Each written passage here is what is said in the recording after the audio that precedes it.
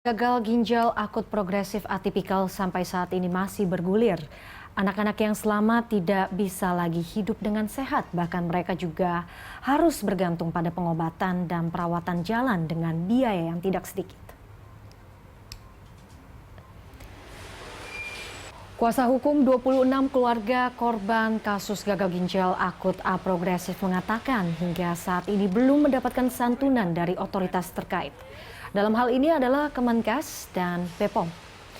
Jaminan pengobatan melalui BPJS belum cukup untuk menyembuhkan pasien gagal ginjal akut progresif atipikal.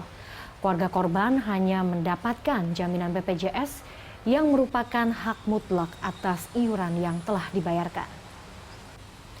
Saat ini perwakilan kelompok 26 keluarga korban meminta pertanggungjawaban dari perusahaan farmasi dan pemangku kepentingan terkait.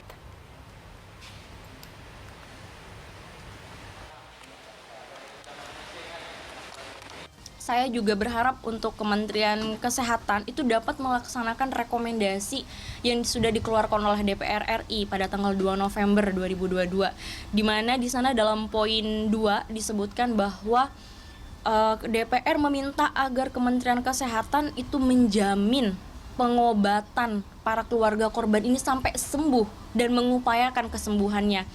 Artinya tidak hanya sembuh penyakit gagal ginjalnya saja, tetapi juga penyakit-penyakit penyerta lainnya yang disebabkan oleh gagal ginjal.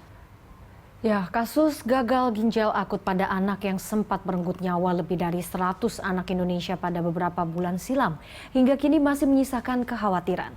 Mereka yang survive harus bergantung pada pengobatan dengan biaya yang tidak sedikit.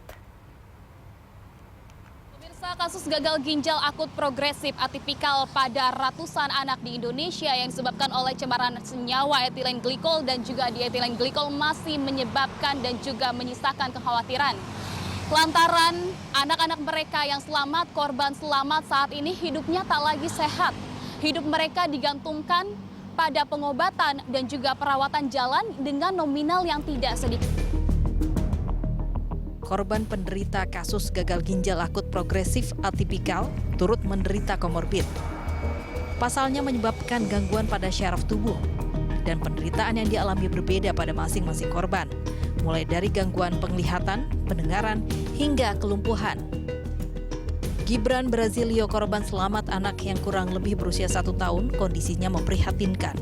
Ia divonis kehilangan pendengaran, penglihatan, hingga menderita hidrosefalus dengan kondisi cairan pada otak meningkat berlebihan dipicu akibat kasus gagal ginjal akut progresif atipikal.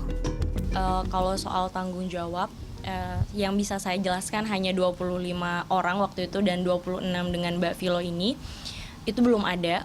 Beliau-beliau ini belum ada yang menerima santunan sama sekali dari BPOM dan juga Kemenkes. Tapi kalau ditanya tanggung jawabnya apa sejauh ini, saya rasa belum ada tanggung jawab yang terlihat ya, karena pembiayaan yang dikeluarkan oleh para korban ini kan dijamin oleh BPJS, dan BPJS itu kan merupakan iuran yang dibayarkan sehingga mereka mendapatkan benefit untuk bebas biaya.